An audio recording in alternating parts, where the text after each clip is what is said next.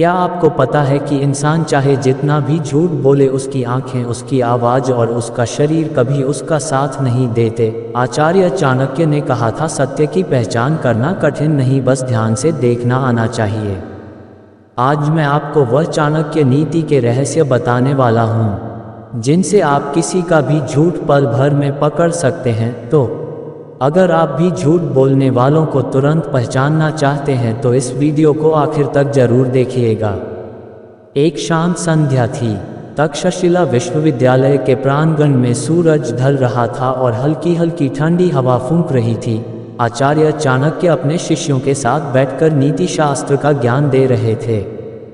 हर शिष्य उनके शब्दों को ध्यान से सुन रहा था।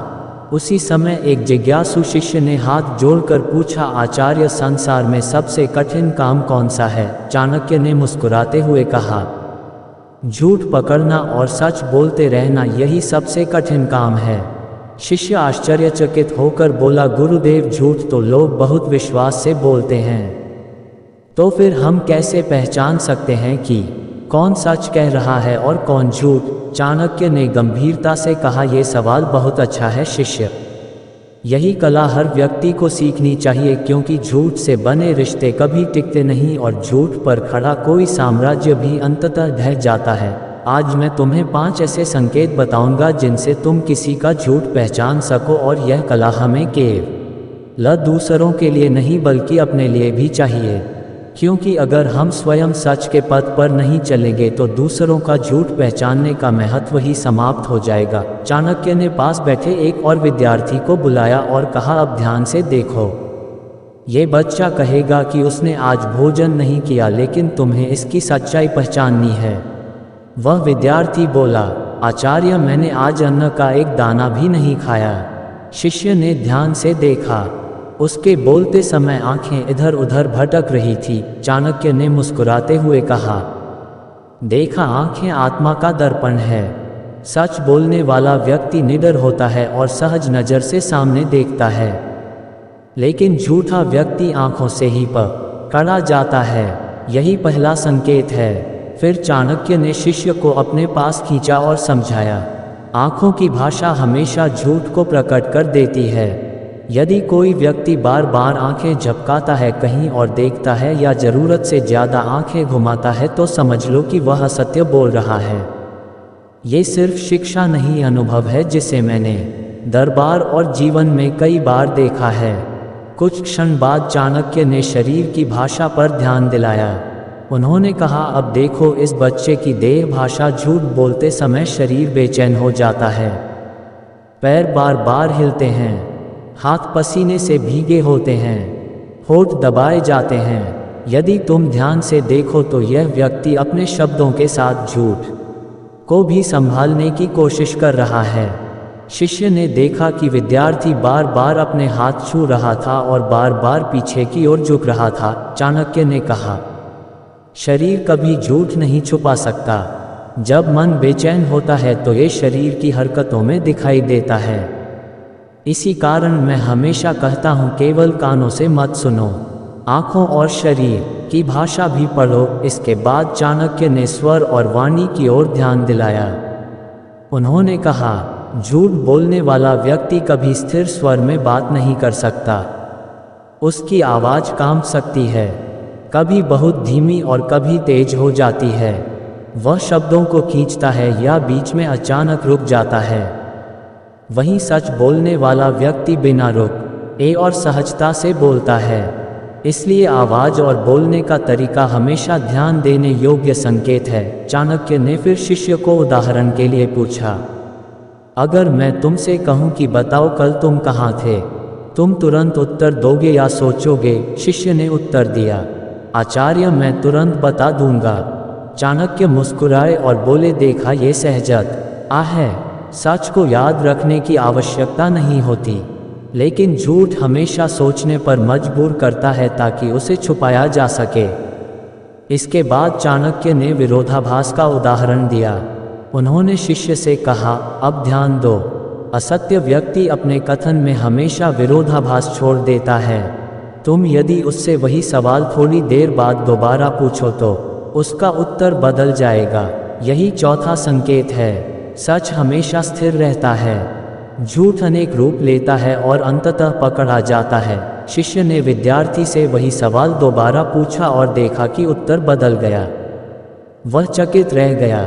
चाणक्य ने कहा, यह प्रक्रिया तुम्हें सिखाती है कि झूठ कितनी जल्दी पकड़ा जा सकता है, यदि तुम ध्यान से देखो और समझो। अंत में चाणक्य ने 5वां तरीका बताया, प्रश्न करना। उन्होंने कहा, सत्य को किसी प्रश्न से डर नहीं लगता, लेकिन असत्य तुरंत घबरा जाता है।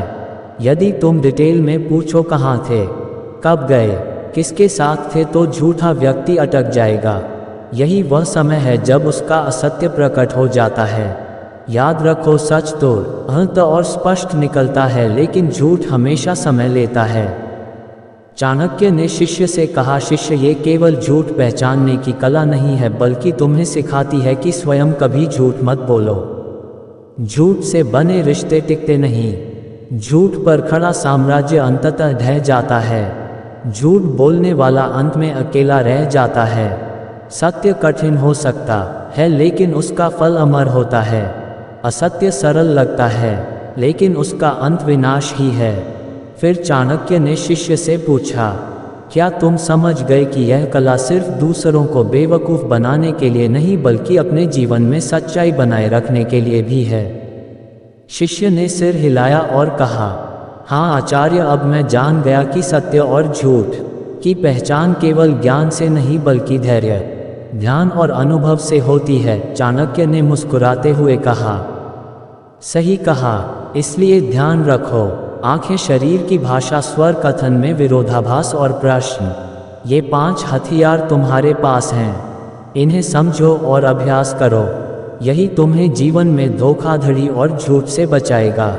इसके बाद चाणक्य ने आधुनिक उदाहरण भी बताया। सोचो, अगर तुम्हारा मित्र कहता है कि वह घर पर है, लेकिन तुम्हें पता है कि उसने उसके सोशल मीडिया पर पार्टी की फोटो डाली है, तो इसका मतलब यही है कि झूठ ने उसे पकड़ा।